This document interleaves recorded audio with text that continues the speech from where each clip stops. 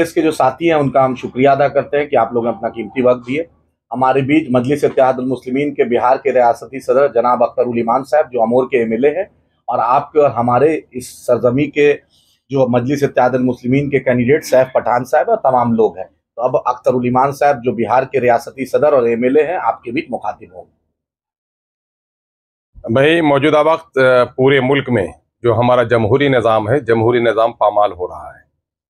हर तरफ लाकानूनियत है, बदनवानी है, और पार्लियामेंट और असम्बली में पहुंचने वाले लोग इस वक्त फ़िरका परस्ती का परचम लिए खड़े हैं। ऐसे वक्त में इस मुल्क में अदल इंसाफ के लिए खड़ा होना और समाजी बेहतरी के लिए कोशिश करना हमारा फरीज़ा है। हमें बड़ी खुशी है कि इस वक्त सैफ पठान साहब यहाँ जो मुमरा की कलवा सीट है उससे हमारी पार्टी AIMIM की जानिब से उम्मीदवार है। इस नौजवान, पुरअज़्म नौजवान, बेखौफ नौजवान, बेबाक नौजवान और बेलाग नौजवान और पुरखुलूस काम करने वाला नौजवान, मैं समझता हूं कि इस वक्त ढूंढने से भी बहुत कम मिलते हैं। और इस वक्त जितने भी यहाँ उम्मीदवार हैं, मैं समझता हूं कि अगर ईमानदारी से आदमी तुलना करे, मवाजना करे, कंपेयर करे, तो मैं समझता हूं कि सैफ पठान को एक तरफ रखा जाए और दूसरे तमाम तो उम्मीदवारों के एक तरफ तराजू में रखा जाए तो इनका पासंग भी वो नहीं हो सकते। यकीनन है कि जितेंद्र वार्ड ने इस इलाके को जो तबाह किया है, वजीर बनने के बाद खासकर मुसलमानों के मफाद के साथ उसने जो खिलवाड़ किया है, इसको मैं समझता हूं कलवा की आवाम, जो हिंदू मुस्लिम और इंसाफ पसंद आवाम है, कभी फरामोश नहीं कर सकती। टोरेंट के खिलाफ जो लड़ाई लड़ी है, उनके बिजली बिल के नाजायज हमलों के खिलाफ जो लड़ाई लड़ी है सैफ पठान, यहाँ का मैं समझता हूँ कि हमारा बच्चा बच्चा इसका ऋणी है। और कई सौ करोड़ का की जो नाजायज वसूली हो रही थी, इस नौजवान ने जान हथेली पर लेकर और बार बार धरना करके लोगों के मसाइल को इसने हल कराया है। मैं इसके लिए इनको मुबारकबाद देता हूं। और मैं कोशिश कर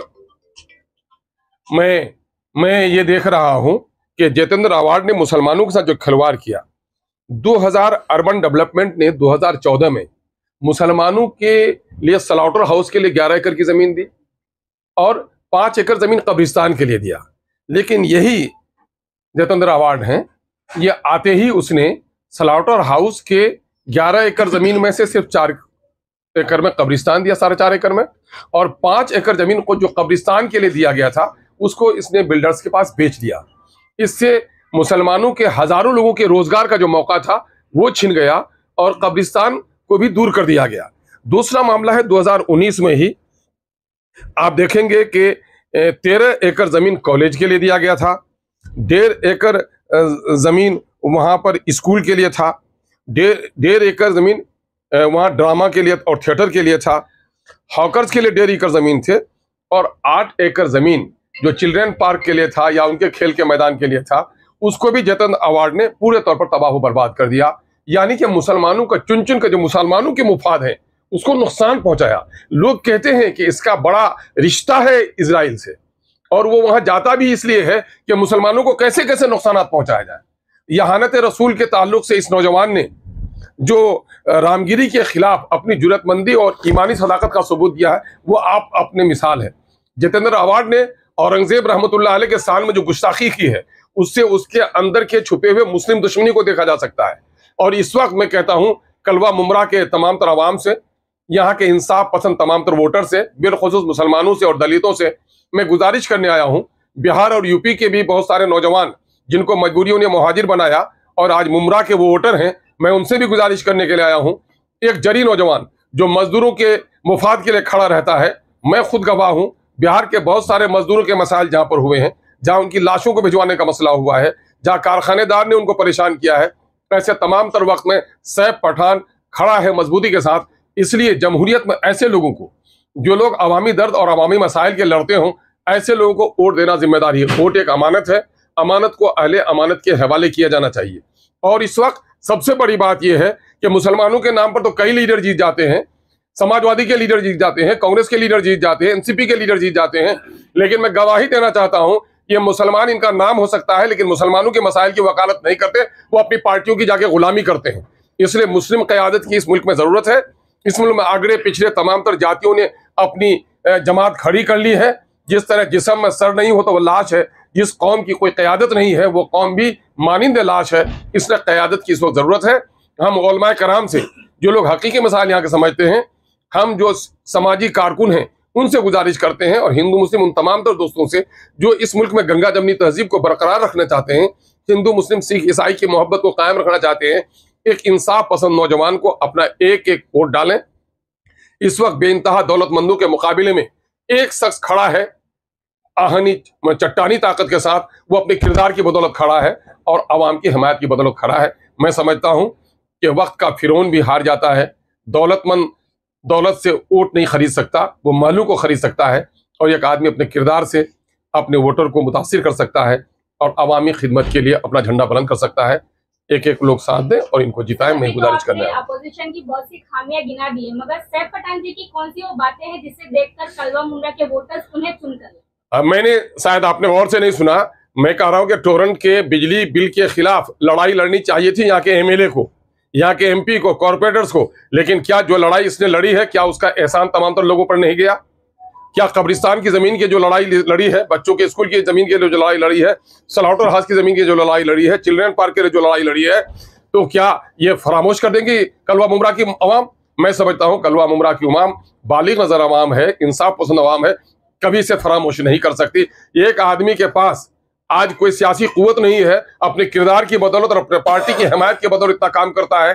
कल वो आदमी असेंबली में जाएगा तो इससे कई गुना ज्यादा कलवा मुमरा के पसमानदगी को हल करने, यहाँ के पानी बिजली के मसाइल को हल करने, तालीमी मसाइल को हल करने, कब्रिस्तान के मसाइल को हल करने और अवामी मसाइल को हल करने के लिए जरूर वो काम करेगा। हम ये उम्मीद रखते हैं। सर, मुस्लिम क़यादत की जहाँ भी बात आती है, और हम देख रहे हैं कि जो अपने आप को सेक्युलर पार्टियां बोलती है, उनका हमेशा से क्या होता है, वोट कटिंग पॉलिटिक्स, वोट काटने की पॉलिटिक्स। क्या इसको लेकर क्या कहेंगे और किस तरह से अवाम के सामने बात? नहीं, मोहतरमा के सवाल का मैं जवाब दे ही रहा था कि आप अवामी मसाइल के लिए मुमरा में पार्किंग का मसला नहीं था, रेल में एक्सीलेटर का मसला नहीं था। आप गवाही दीजिए खुद, आप यहाँ के नुमाइंदे हैं अखबारी, तो बताइए कि इस नौजवान ने लड़ाई लड़ी कि नहीं? वो सारी लड़ाइयाँ जो एमएलए को लड़नी चाहिए, और उस वक्त एक नौजवान लड़ रहा है तो उसको मुबारकबाद देना चाहिए। जहां तक वोट काटने की बात कहते हैं, वोट काटने के बाद उन लोगों को कहिए, नाअहल लोगों को कहिए, जो लोग वोट लेके जाते हैं और हमारे वोट को बर्बाद करते हैं। हम वोट को संभालना चाहते हैं और वोट की कीमत लोगों को सही तौर पर मिले, हम वो अदा करना चाहते हैं। और हम इस वक्त बैरिस्टर असदुद्दीन अवैसी की पूरी जिंदगी देख लीजिए, उनके असेंबली और पार्लियामेंट के अंदर में उनके पार्टी की कारकर्दगी देख लीजिए, अपोजिशन की पूरी जिम्मेदारी को अगर जिम्मेदारी के साथ कोई अदा कर रहा है, एनआरसी का मसला हो, मॉब लिंचिंग के मसाइल हो, बुलडोजर का मसला हो, आज अगर जितनी तवानाई के साथ बैरिस्टर असदुद्दीन अवैसी उठा रहे हैं, चाइना के जरिए से हिंदुस्तान की जमीन पर कब्जा करने का मसला हो, हुकूमत की गलत पॉलिसियां हो, अगर बढ़ चढ़ कर कोई सीना तान कर बोलता है तो उसका नाम बैरिस्टर असदुद्दीन अवैसी है। हम वोट बंटवाने के लिए नहीं आए हैं, बल्कि इस मुल्क में अक़लियतों और दलितों को जो उनकी खोई हुई क़यादत है, वो क़यादत हमको देना चाहते हैं। इससे हम क़यादत को खड़ी करने की बात कर रहे हैं।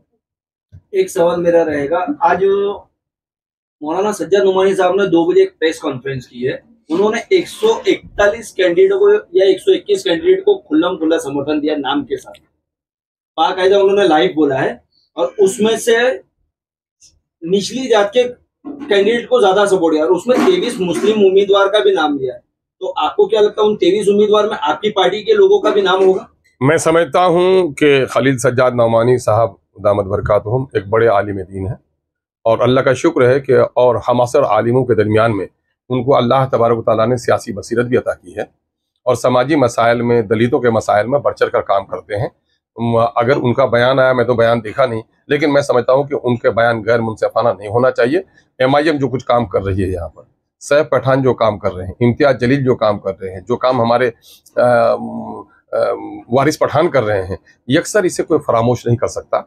अगर कोई इस वक्त MIM के खिदमात को फरामोश करता है तो मैं समझता हूँ यह तकाज़ाए इंसाफ नहीं होगा, और हम हजरत मौलाना खलील सज्जाद नौमानी साहब दामद बरकातहुम से ऐसी तवक्को नहीं रखते।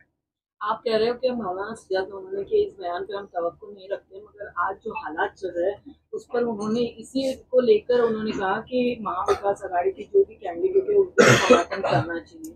हालात अभी खराब हैं। आज़ादी के बाद से लेकर इस वक्त मुसलमानों को भुगतना पड़ा है, बेशुमार फिरका वाराना फसाद हुए, नौजवानों की गर्दनें काटी गई, मुसलमानों के कारखाने उजाड़े गए, मसाजिद तोड़ी गई, मुसलमानों के शरीयत पर हमले हुए रोज बरोज।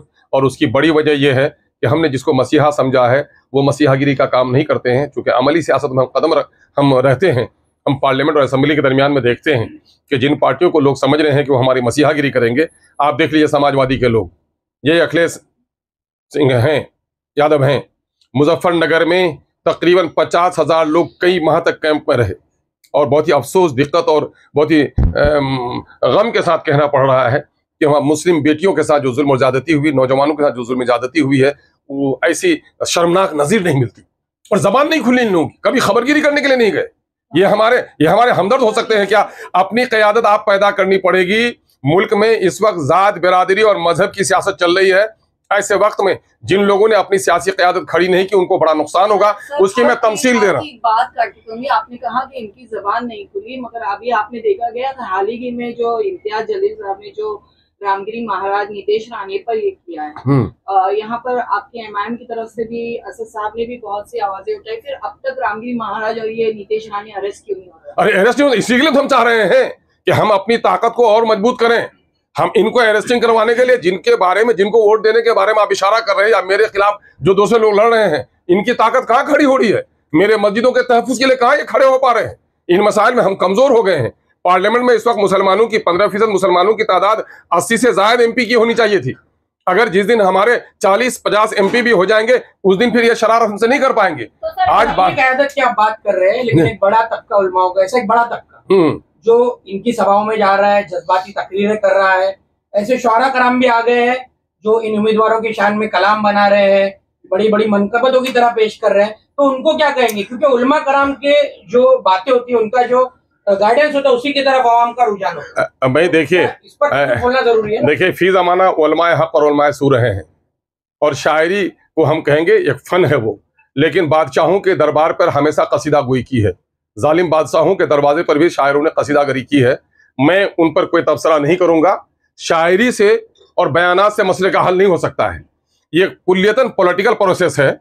जो लोग अमली तौर पर सियासत में काम कर रहे हैं, उनकी राय लेनी चाहिए, उनके मशवरे कबूल करनी चाहिए, और खुद हमारे लोगों को फैसला ये करना चाहिए कि आज़ादी के बाद से लेकर इस वक्त मुसलमानों की तबाही का सबब क्या है। मुसलमानों की मस्जिदें आज आलीशान बन गई हैं, मदारिस आलीशान बन गए हैं, उलमा शहीद किए गए थे, उससे कई गुना ज़्यादा उलमा हो गए हैं। अगर आप ढूंढ कर देखेंगे तो मुसलमानों की ज़ुबूहाली और परेशानी की सबसे बड़ी वजह यह हो गई है कि पार्लियामेंट और असेंबली में उसकी तादाद और उसकी गैरतमंदाना नुमाइंदगी खत्म हो गई है। इसलिए गैरतमंदाना, आबरूमंदाना, दयानतदाराना सियासत की जरूरत है, और उसी के लिए एमआईएम कोशिश कर रही है। सर, आखिरी सवाल मेरा ये रहेगा, तो क्या एमआईएम सिर्फ और सिर्फ मुसलमानों की हमदर्द बनकर आगे आ रही है? क्योंकि अभी तक आपकी जो 11 मिनट की बातें हुई, उसमें आपने गैर मुस्लिम और जो पिछली साथ के लोग हैं उनका जिक्र कहीं नहीं किया। आपने पूछा नहीं। यहाँ इस इलाके में मैंने अपनी गुफ्तगू में पहले ही शुरू किया है कि इंसाफ पसंद जो हिंदू भाई हमारे हैं, और दलितों की हमनवाई एमआईएम से कोई कर सकती है क्या?